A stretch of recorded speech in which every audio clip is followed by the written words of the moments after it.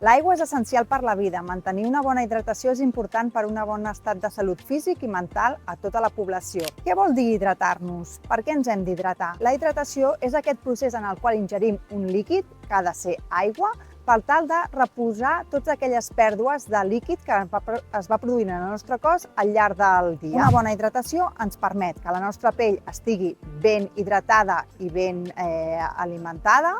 També ens ajuda en la digestió, ens ajuda a triturar els aliments, en el transport dels aliments durant el tracte gastrointestinal i també a transportar aquests nutrients cap a les cèl·lules i el torrent sanguini per estar ben hidratats. Al mateix temps també ens ajuda a regular la temperatura corporal, així com també ens ajuda a tenir un bon rendiment físic i mental. I quina quantitat d'aigua hem de beure? Dependrà de l'edat, del sexe, del nostre pes, d'on estiguem amb la temperatura ambiental. El que es recomana en la població adulta és, en el cas de les dones, es recomanen uns 8 gots al dia, que venen a ser uns 2 litres de líquid al dia, i en el cas dels homes adults es recomana uns 2,5 litres al dia, que venen a ser uns 10 gots d'aigua al dia.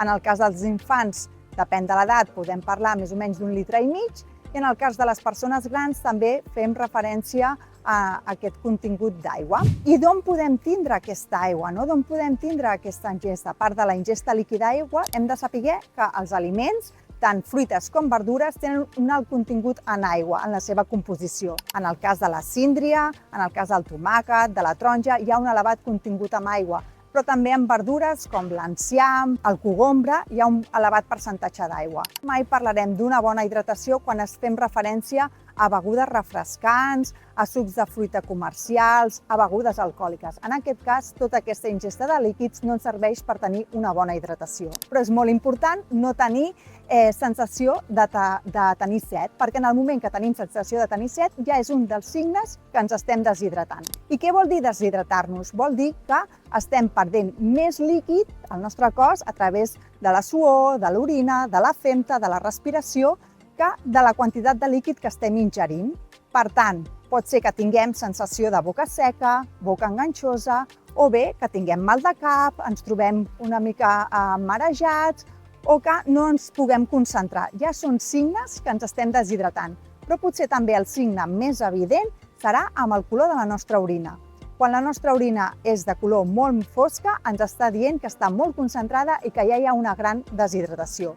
Per tant, hem d'intentar evitar-ho. En canvi, quan la nostra orina és transparent, vol dir que tenim una bona hidratació. Persones amb risc de deshidratació, sobretot persones embarassades, persones amb lactància materna, nens i persones grans, perquè la sensació de tenir set no la tenen. Per tant, hem de fer-los el recordatori que han d'anar ingerint petites ingestes de líquid al llarg del dia.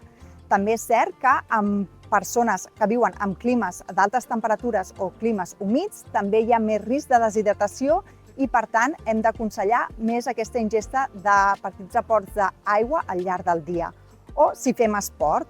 Si fem esport, ens hem d'hidratar abans de fer esport, durant l'esport i després de fer l'esport. Per tant, recordeu, no esperis a tenir set.